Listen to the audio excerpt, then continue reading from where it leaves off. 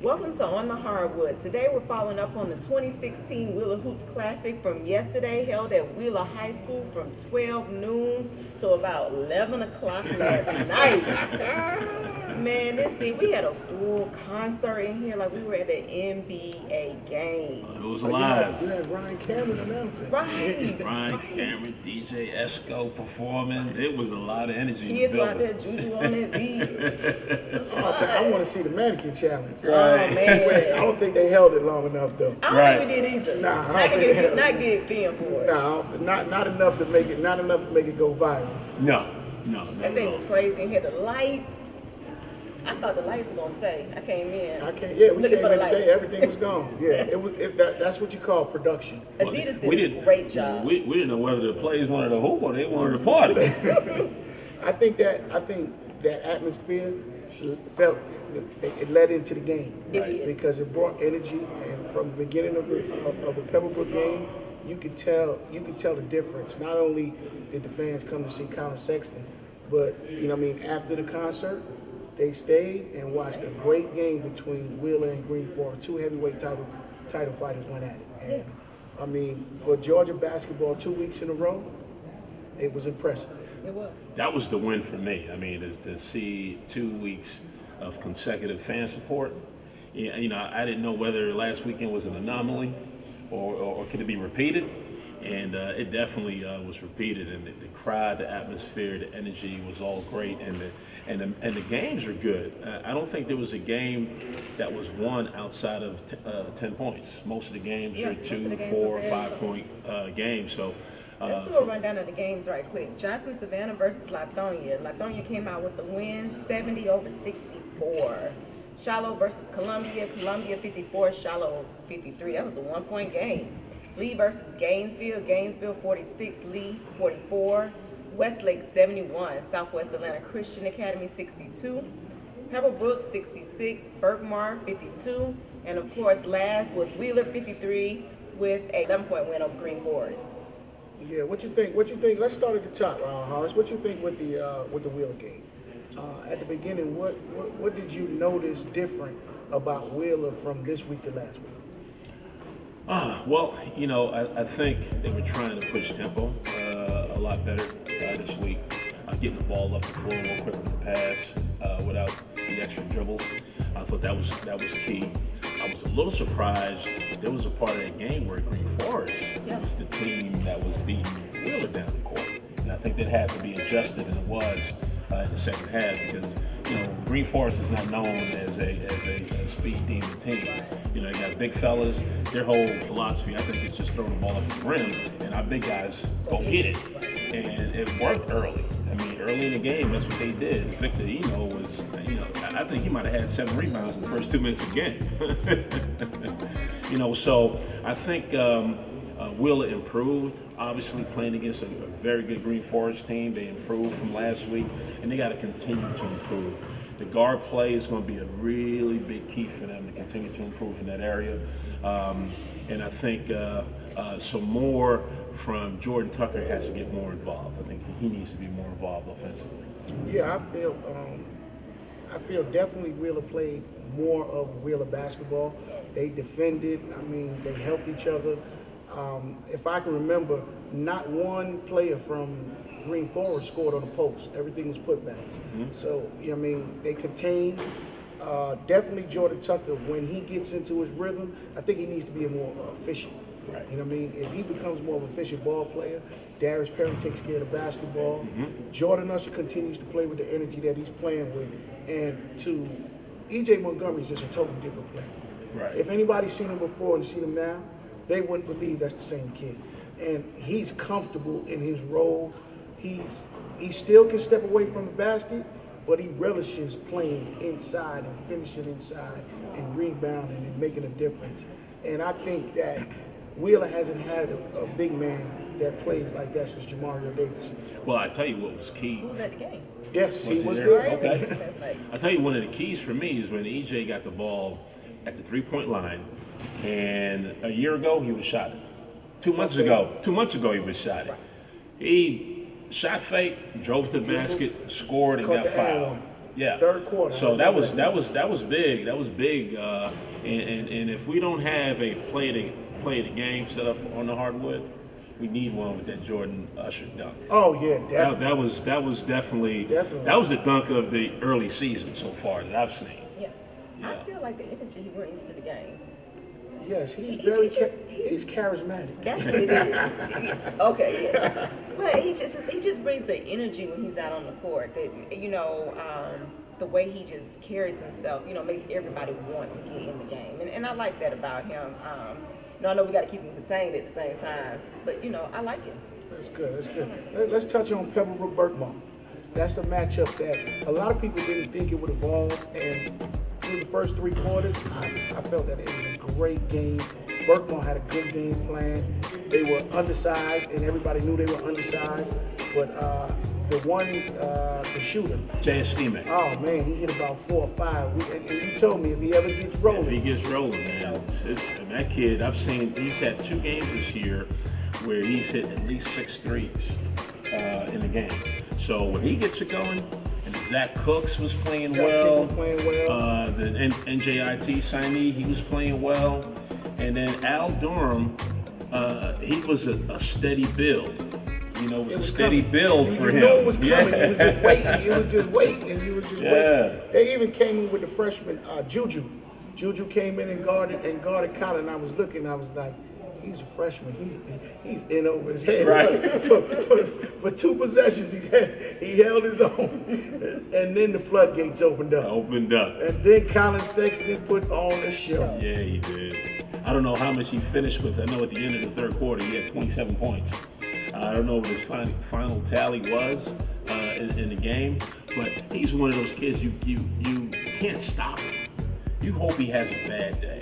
That's what you hope. You hope he has a bad day. He made a shot on the baseline, and I sent out a tweet. It was great defense. The kid defending him couldn't have defended him any better. And the fadeaway baseline. That was Zach defending him. That was great offense and great defense. There's nothing you can say about that. Yeah, absolutely. Yeah. That's good. Let's touch on Westlake. Westlake and soccer. How do you feel about the Westlake team defending state champs? Of course, they were missing Jamie, who's out.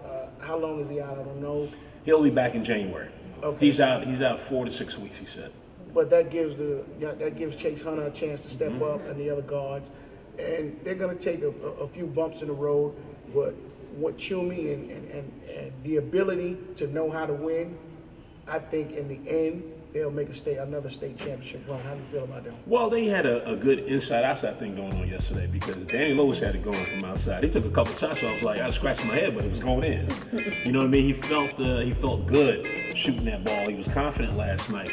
And when you have Chuma Okeke on the floor, I mean, that's a kid that every coach, wishes they had, because he does everything. He's going to rebound, he's going to defend, he's going to make the right play, he can knock down shots, he can finish around the paint, he can get up and down in transition, and he actually was, it was a tight game until he started really setting the pace. He asserted himself, and that's how they were able to take off to win that game. Let's touch on Lee County from Alabama and Gainesville. Gainesville won by 2, close game throughout. Gainesville, they were missing some key pieces, but I believe that the depth that they have, I think that they can make a run. How do you feel about Gainesville? Man, I think Gainesville, they had 3 starters missing, first of all. So you got 3 starters missing, in a game. It's tough to overcome that, and they did. And I think the kid they called Jabo, who got his first offer from Florida Gulf Coast, who passes the ball very well. He's got great vision. He looks like he's moving in slow motion, but guess what? He's bodied because he's so crafty with the dribble, and he can make shots. So he was a big difference maker in that game for them. I'm not quite sure what happened to Kobe Brown because I don't think Kobe played the last 2-3 quarters of that game. Well, he was hurt coming into the game. Okay. And I spoke to the coach and spoke to him before, and he actually went and had a training session, had some stem treatment on his hip. Okay. I think he hurt his hip the night before. Okay. So it was, for him to even try to play, showed a lot about, how much he cares about the sport and about the game and his approach to it. But we're looking for big things from Kobe Brown. He's one of the top players in that 2019 class. Big forward who can do a lot. Reminds me of Jamal Mashburn a lot. And I would love to see him come over and play in Georgia more often, because it just sets the bar high for those 2019 kids. Right. And they competed. I mean, you know, Gainesville was missing 3 starters, but when you're missing Kobe Brown and he's your best player, he's your marquee guy, they played tough and just fell a little short in that game. Columbia Shiloh. Now that was an East Side game. It was tough. It was tough. Columbia was young, and they had some pieces. They had some length. And Coach told me that, you know, we're a team that you need to look out for later, and he was right about that. I feel like Columbia will make a run later on. They're gonna, you know, what I mean, take some bumps along the road. But what you think about them? Well, I think they got 3 new pieces in the starting lineup. So you got 3 new pieces in the starting lineup. You know, it's going to take a little while to gel. And you know, McCrary is one of the better coaches in the state. And if anybody could bring them together, he can. And so I look for them to be contending for the state championship this year. Shiloh wasn't bad. Massenburg played good. Coffee actually played a great floor game to me. He got them in spots. You know what I mean? Delivered the ball to the players that needed to, and hit some timely shots. It's gonna be hard for them in that 7A class. It's gonna be hard, but they may upset some people along the way. Well, they play hard, and so when you play hard, you give yourself a chance. And as you said with Coffee, he's a good guard. You know, going to North Florida, so he's a Division I basketball player. And you have a guard like him. You got Massenburg, who's a Division I signee as well. You have a chance when you play that hard. All right, in the last game, we had Johnson-Savannah versus Lithonia, or the first game, but the last game we're going to talk about. Lithonia beat Johnson by 6 points. Well, that was an entertaining game. You know, those 2 teams both played really, really hard. I mean, there was not a quiet moment on the court with those guys. And Lithonia had a little bit more. They had a little bit more, which took them over the top. But that's a team, you know, I'm not sure what classification that Lithonia is in, but that's a team that if you're not on your game, I don't care how good you are, you stand a chance of losing that game because they play so hard. Good. Let's move along. Let's talk about some upcoming games this week, because they have a lot of big games, and we actually have a couple of teams from Georgia that will be traveling out of state. All right, first let's talk about the 9th annual Memphis versus Atlanta Round Ball Classic.